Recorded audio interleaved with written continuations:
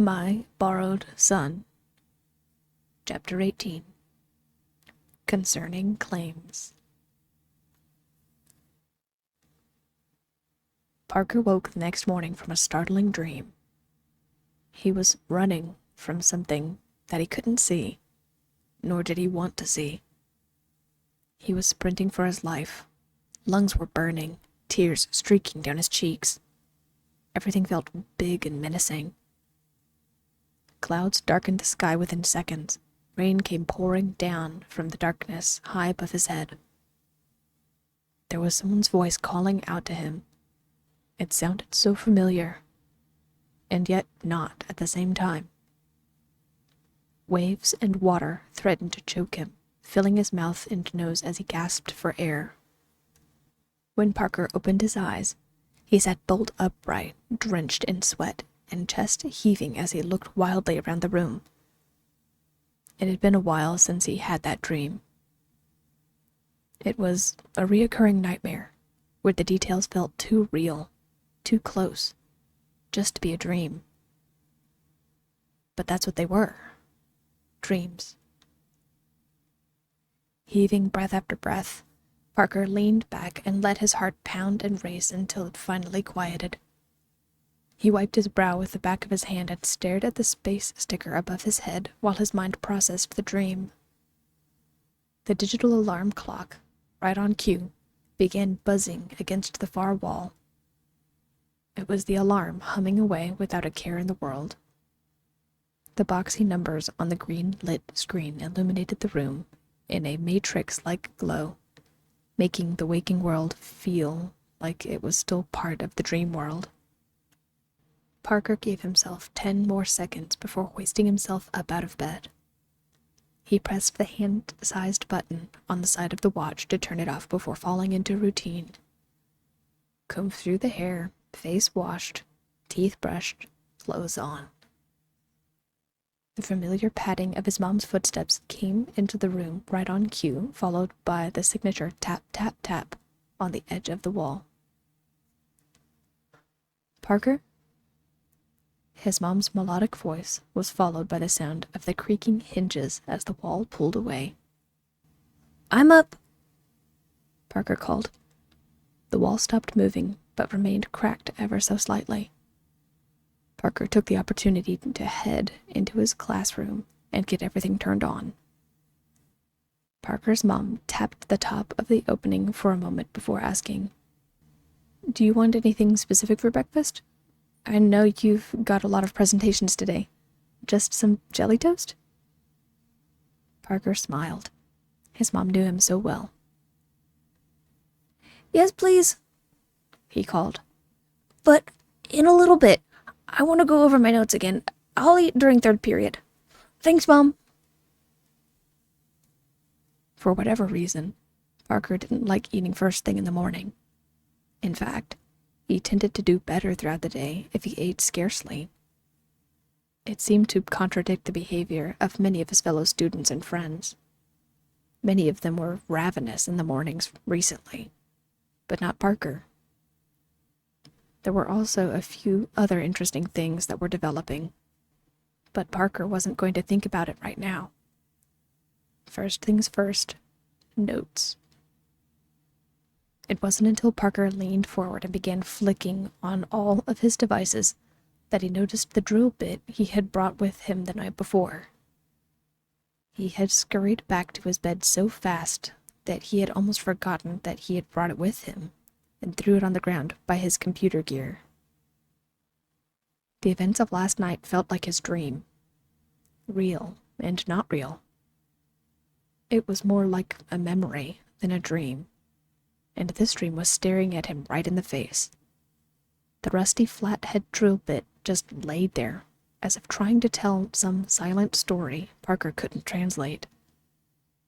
Where did it come from? Where did it belong? An odd sensation of kinship came over Parker as he stared at that drill bit. Some days he felt like those questions could apply to him. Those were thoughts that usually happened during bouts of loneliness Parker experienced from time to time, in the dark nights, when he heard about his friends hanging out or going places he knew he could only dream of visiting one day. And never alone. "Parker, are you online?" The voice of Parker's teacher snapped him out of his temporary distraction. He tore his eyes away from the rusty drill bit and focused on the webcam. "Oh, yeah, yes. Sorry. The connection was acting a bit squirrely. Can you hear me?" Stammered Parker. The initial startle eventually calmed, and the class proceeded as normal. Parker, unfortunately, had to go first in his presentation because of the initial worry about his internet connection issues, but nothing like that happened. Tests finished and papers submitted, he and his friends waved a quick goodbye since Parker decided to have lunch with his mom. "See ya, spaceman. Don't forget, gaming after school. If you're late, I swear I'm coming through the screen to get you," Billy threatened playfully, as the screen went to "Please stand by," a screen Parker created to pan over his face when he needed to step away. His bones ached as Parker stretched and stood up from his desk.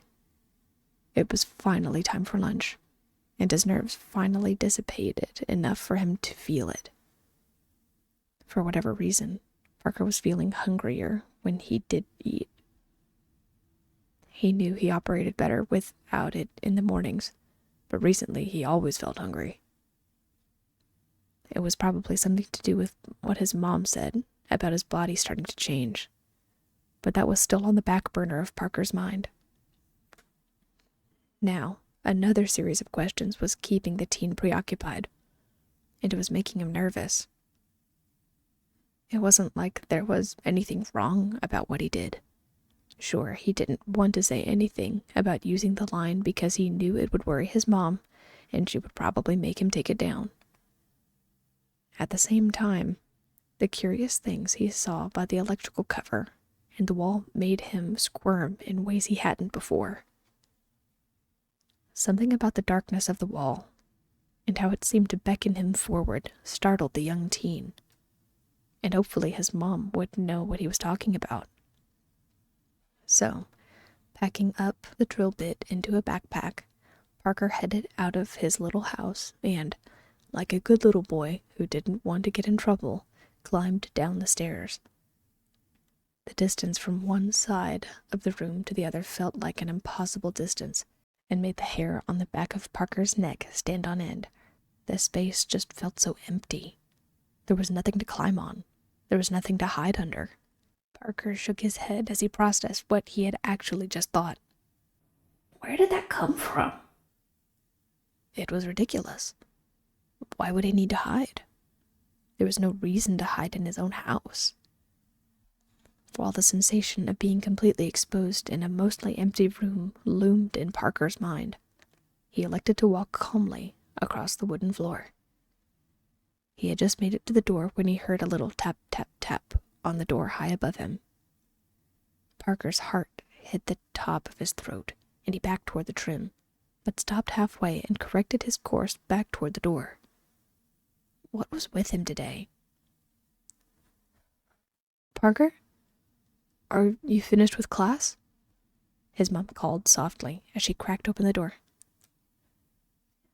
"Hey, Mama, down here. Yeah, we're breaking for lunch," called Parker.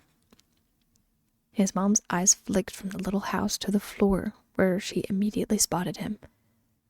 He waved as big as he could and stepped back a few steps as she knelt and held out her hand to him. "Well, perfect timing then." His mom smiled. Parker clambered onto his mom's hand and noticed the faint scent of cheese and butter accompanied by the faint smell of spices. If he was right, she made grilled cheese and tomato soup for lunch. "How did your projects go? Good so far? Feeling confident?" Parker folded his legs crisscross style and braced as the hand beneath him lifted him high into the air. There was always an exciting yet nauseating sensation that came with his mom picking him up from the ground. He thought about the questions, and eventually shrugged as his mom rested her hand on the table for him to disembark. I think I did well. I had to go first most of the time since I was worried about my internet connection. Parker replied. He felt something inside him squirm uneasily. Yeah?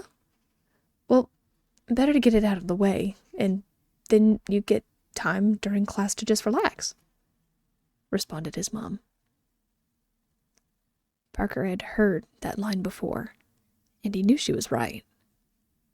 Though he didn't tell her he had been using some of his spare time in class to work on his own writing.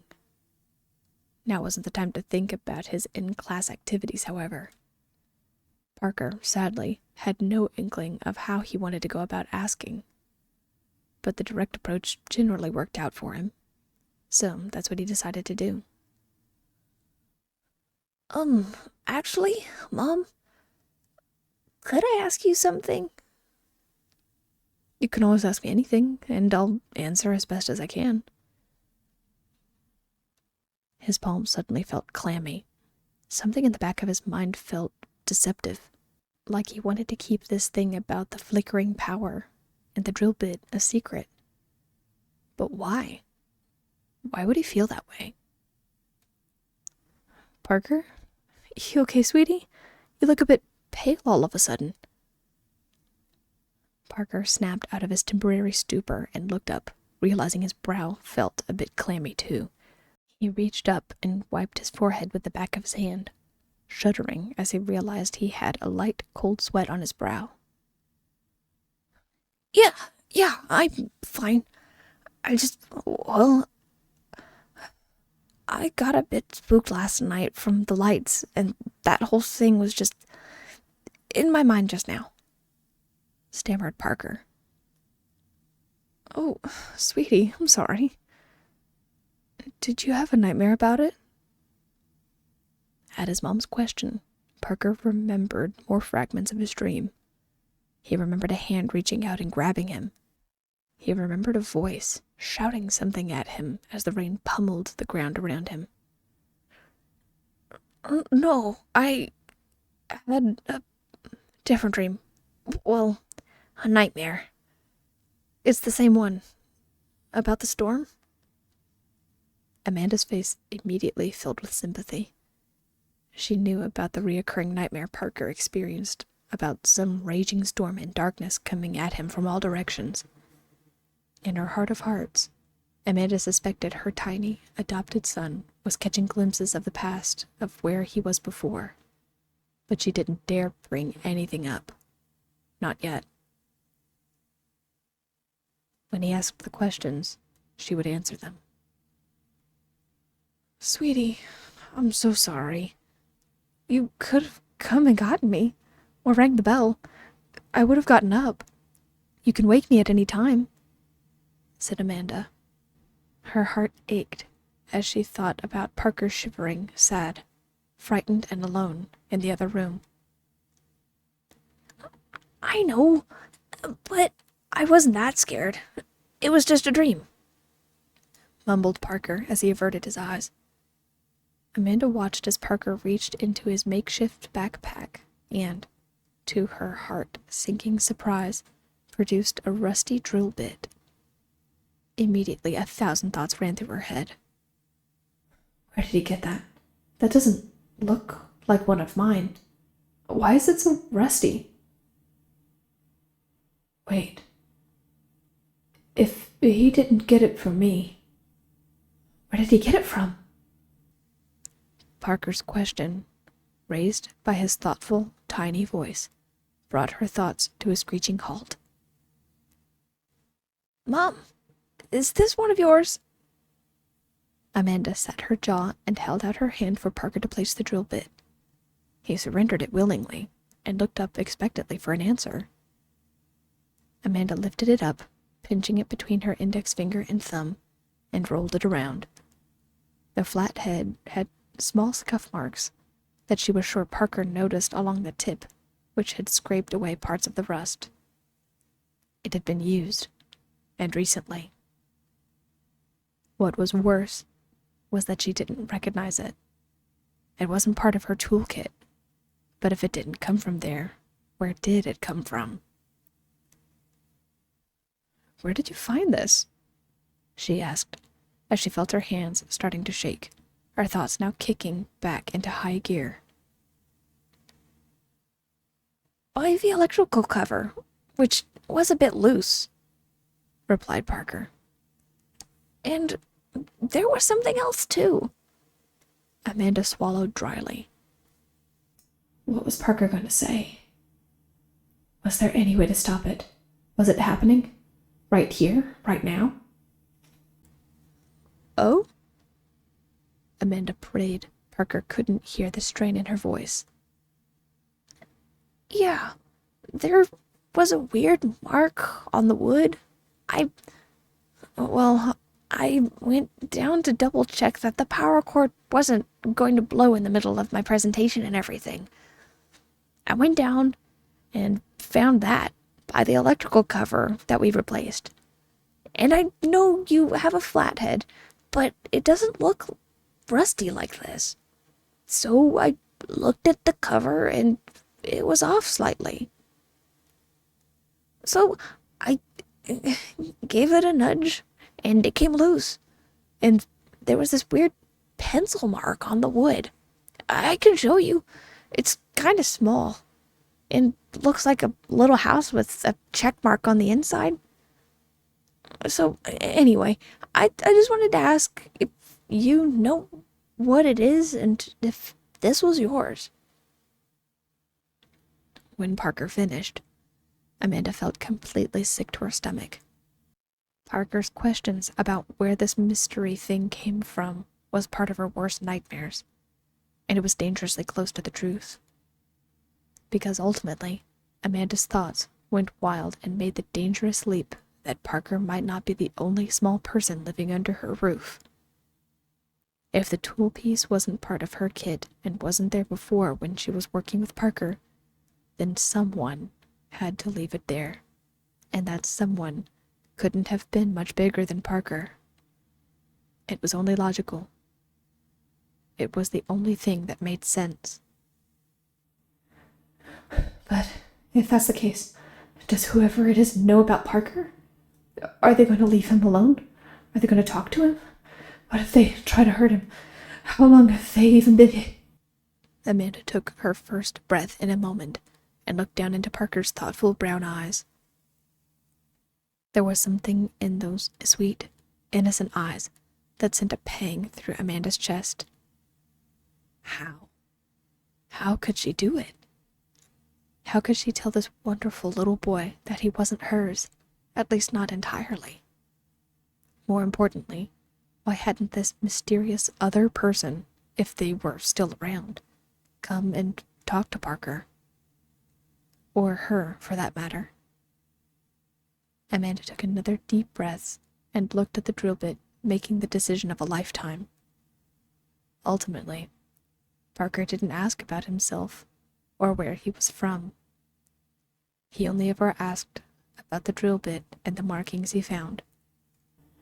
Answer the questions he's ready for. If he didn't ask, he's not ready. If he asks follow-up questions after this, so be it.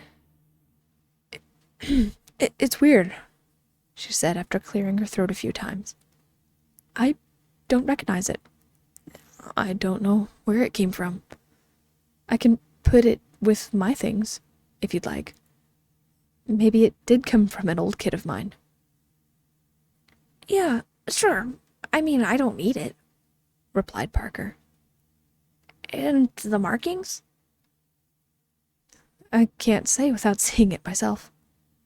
They don't look like carpentry marks or construction marks? Parker shook his head to his mom's questions. "Nope. It's just weird," Parker stated. When her son didn't ask any additional questions, Amanda put a pin in the conversation and decided to change the subject.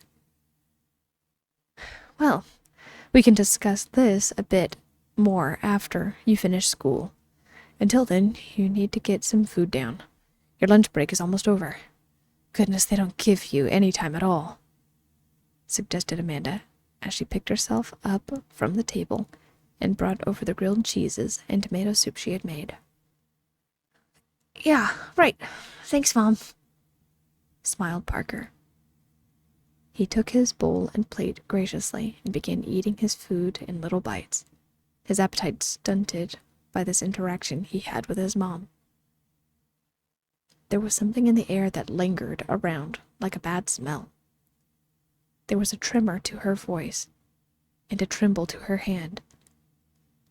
Parker wasn't sure what it was. His mom seemed just a little frazzled. But why? Parker glanced back up at his mom and noticed her frequent nervous glances in his direction. That little curious voice in the back of his head forced him to surrender and ask once more,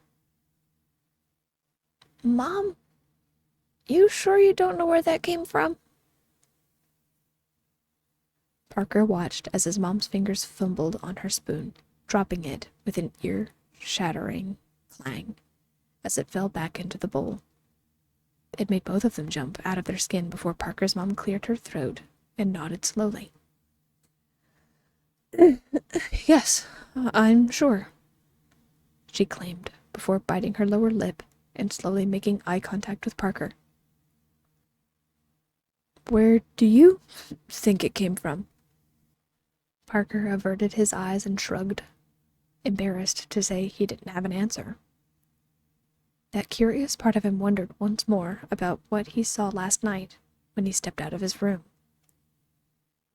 Was what he saw really a shadow?